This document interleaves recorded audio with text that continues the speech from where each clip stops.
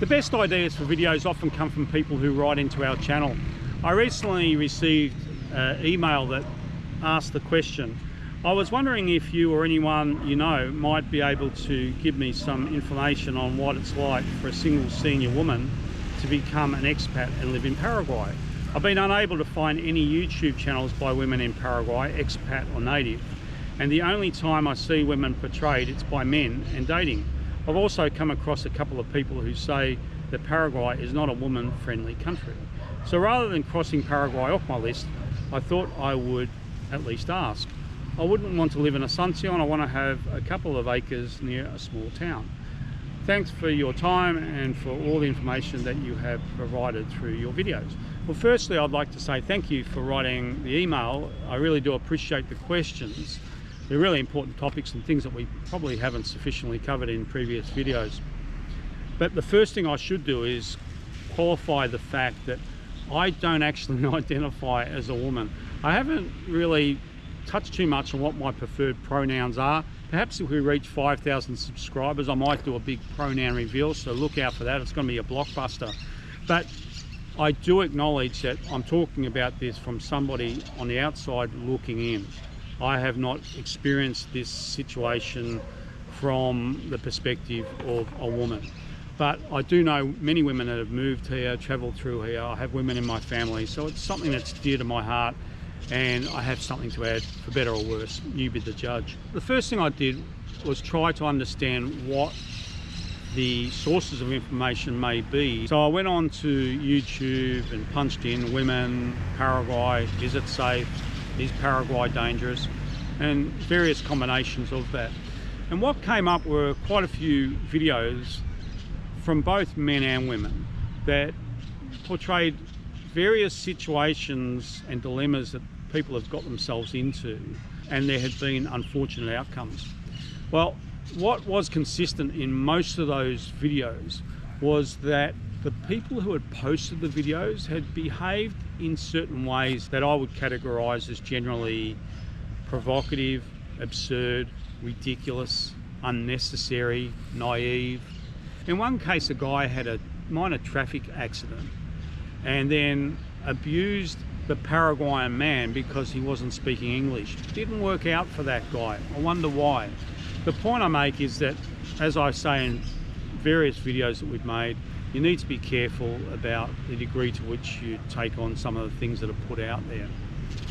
But when I thought about the crimes and unfortunate incidents that I'm aware of, that people in my social circle have encountered or I've seen further afield, the one thing that is most consistent is that most of the crime has been property related crime, crimes of opportunity, house break-ins, attempted break-ins, things that have been stolen. Most of the crime that I've heard about in Paraguay is in respect to opportunistic crime, more so than malicious crime directed at a person based on, in this case, their gender. If I was to be asked in one sentence, is Paraguay a safe country for women? I would say generally yes, but of course there are certain caveats and qualifications that need to be made, because we live on planet Earth and there's nowhere on this round, flat, oblong sphere where women don't have to be at least careful about what they do. Paraguay is no different. When I think about the crimes that I know have happened amongst the people that I know or are associated with, I wondered to myself, were those crimes committed based on the fact that they were male or female, or was it because they were foreigners? And what I'd say is that the conclusion is inconclusive, because I would contend that it could be said that these crimes occurred not because of gender or because of ethnicity, but because the people that were committing the crimes saw that there was something that they wanted, or they thought that there was something they wanted that that person had. For the most part, that is what I would say most of the crime that you may find yourself encountering in Paraguay involves. So even wealthy Paraguayans need to be careful and concerned about their stuff and being subject to crime here. It's not just a female thing or a foreigner thing. And we need to apply some context here, because part of the email that this person wrote questioned whether Paraguay was a safe place for women in general. Well, I would say that Paraguay, in terms of the position of women, is a standout in terms of the way that women are regarded here in general. Women hold a prominent place in society here in Paraguay. I think it goes back into their history, even go back to the Triple Alliance War, where most of the male population was wiped out.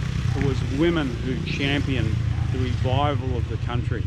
I personally sense that that's still very much in the hearts and minds of people in this country, and women really do hold pride of place here. Women hold their ground here. And the reason why that's relevant is because that crosses over in general to women of any ethnicity.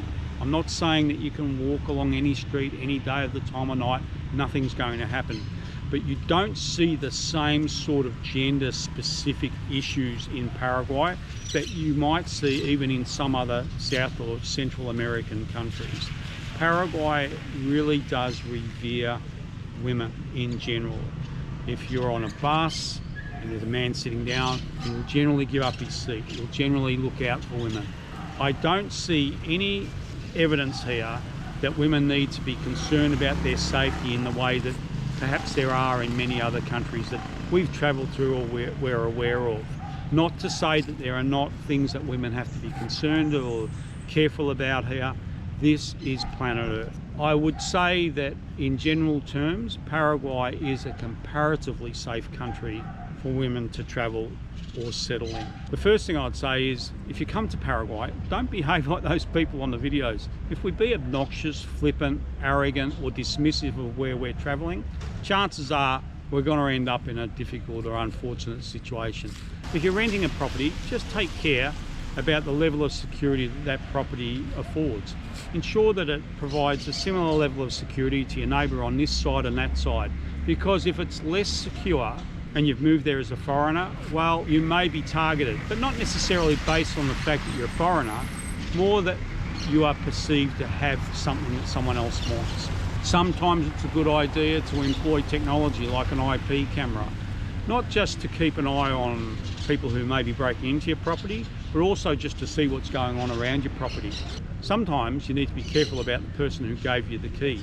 So if you've got a camera in a discreet spot, well, you can keep an eye on what's going on, and it's something that some people have had some success with, just something to keep in mind. Ask questions. If you rent a property, ask the landlord, what's the history of the property? Find out, don't just rely on Airbnb reviews. If you are renting long term, speak to the landlord and see if you can negotiate a better deal on the property in terms of the security that it provides. You may ask for a better fence or more security on the front door, or change the locks. Whatever it is, if you are renting for a long term, really do an assessment on the property, because that's often a weak point when it comes to people who are targeted, because sometimes rental properties just won't afford you the same degree of protection as the next door neighbour who owns his house. Just something to think about. I'm aware of some situations in recent times where foreigners in particular have been targeted based on their movements, and they happen to go to a particular event at a particular week after week. Well, people are watching, and unfortunately those sort of routines leave us more prone to being targeted to opportunistic crime. My advice is, if you're involved in a regular routine and you can't break out of it, take extra care for your belongings on those particular occasions. You might take your passports with you, or you might do something different with your valuables. Whatever it is, just be aware that by creating routine, you're creating the potential for people to take advantage of that, and that is an actual fact of what's been going on here in recent times. But just getting back to the base question, is Paraguay safe for people who happen to be female and want to travel through or settle here?